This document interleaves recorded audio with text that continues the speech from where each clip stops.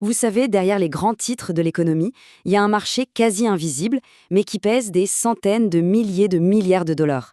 Un marché qui a un impact sur tout, du crédit immobilier à la santé des plus grandes multinationales, c'est le monde des dérivés de taux d'intérêt. Allez, ensemble, on va décortiquer ces instruments financiers qui sont, vous allez le voir, absolument essentiels.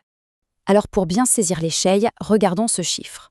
350 000 milliards de dollars. Oui, 350 000 milliards. D'après la Banque des règlements internationaux, c'est le montant qu'on appelle notionnel des swaps de taux d'intérêt qui circulent.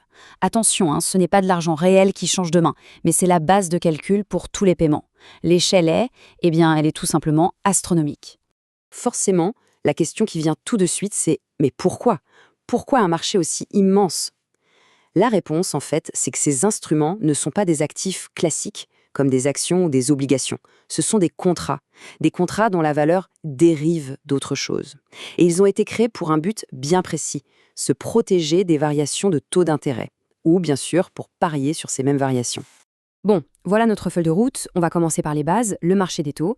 Ensuite, on découvrira les fameux accords à terme, puis les obligations à taux variable, et enfin, la pièce maîtresse du système, les swaps. Allez, on attaque la première partie, le marché des taux d'intérêt. Parce qu'avant de parler dérivés, il faut qu'on parle le même langage.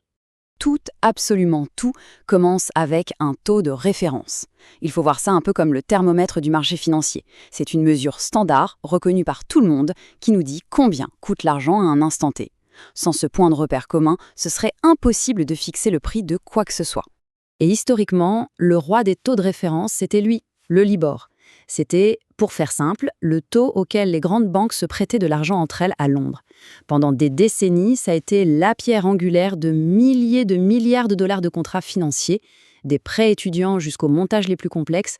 Alors là, on touche à une distinction qui est vraiment cruciale, la différence entre un actif au comptant et un dérivé. Acheter une obligation, c'est simple, on possède directement un titre de dette.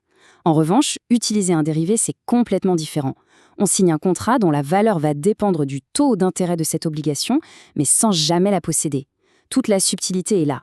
Allez, on passe à notre premier instrument dérivé. On va commencer par le plus simple, les accords de taux futurs, qu'on appelle les FRA. Un FRA, c'est un peu comme faire un pari sur la météo, mais la météo financière. Deux parties se mettent d'accord aujourd'hui sur un taux d'intérêt pour une période qui se situe dans le futur. C'est un contrat privé, de gré à gré, qui sert soit à se protéger, soit à spéculer sur l'évolution de ce taux. Et le mécanisme, vous allez voir, est d'une simplicité redoutable. Imaginez, une partie A dit « moi je paye le taux du marché », le Libor, et l'autre partie dit « ok, moi je paye un taux fixe de 3,5%. » Le jour J, on regarde le vrai Libor. S'il est disons à 3,15%, eh bien la partie qui paye le fixe reçoit juste la différence, c'est-à-dire 0,10%. C'est tout. Le capital de base, lui, n'est jamais échangé. On ne règle que la différence. Ok, on est passé d'un paiement unique à maintenant un flux de paiement. Et c'est là qu'entrent en scène les obligations à taux variable ou FRN. Alors, contrairement à une obligation classique qui verse un coupon fixe, un FRN paie un intérêt qui, lui, va changer. Le taux du coupon est réajusté, on dit qu'il flotte à chaque période, en général tous les 3 ou 6 mois, et il s'ajuste en fonction du niveau du taux de référence du moment, comme le Libor. Le processus est assez simple et répétitif. Au début de chaque période, hop, on regarde le Libor, ça fixe le taux du coupon, à la fin de la période, le paiement est effectué. Et on recommence. Ça crée une série de paiements qui s'adaptent en permanence au marché. Et on arrive maintenant à la pièce maîtresse, vraiment l'instrument qui domine ce marché de 350 000 milliards de dollars, le swap de taux d'intérêt ou IRS en anglais. En fait, un swap, ça combine un peu tout ce qu'on vient de voir. C'est un accord pour échanger des flux d'intérêt. Il y a une partie qui se comporte comme si elle payait une obligation classique, avec des paiements fixes, bien prévisibles, et l'autre partie qui se comporte comme si elle détenait une obligation à taux variable, avec des paiements qui, eux, fluctuent. Dans un swap, il y a toujours deux facettes. D'un côté, on a le payeur fixe. Il verse un taux fixe, mais il reçoit un taux variable. Lui, il est content si les taux montent. Et de l'autre côté, on a le receveur fixe. Lui, il reçoit le taux fixe et il paie le variable. Il gagne si les taux baissent. C'est un jeu à somme nulle. Et c'est exactement cet échange qu'on voit ici.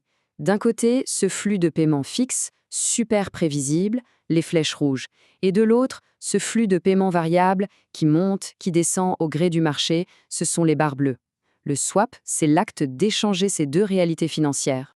Bon, maintenant qu'on a vu la théorie, passons à la pratique. Pourquoi est-ce qu'on ferait un tel échange? C'est quoi l'utilité concrète de ces instruments?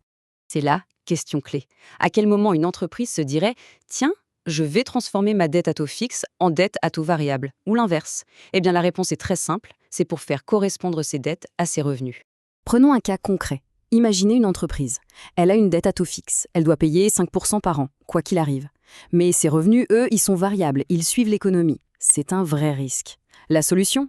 Le swap. Elle va s'arranger pour recevoir un paiement fixe de 5% qui va venir annuler pile-poil sa charge de dette et en échange, elle accepte de payer un taux variable. Résultat?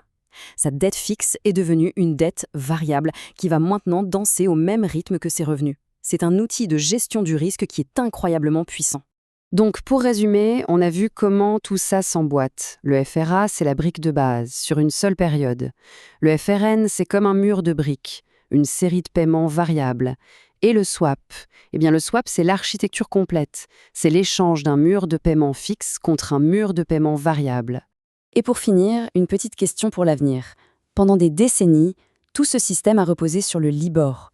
Sauf que le Libor disparaît. Il est en train d'être remplacé par de nouveaux taux, comme le SOFR. La question est donc immense. Comment un marché de 350 000 milliards de dollars va-t-il gérer une transition pareille? C'est sans doute l'un des plus grands défis de la finance aujourd'hui.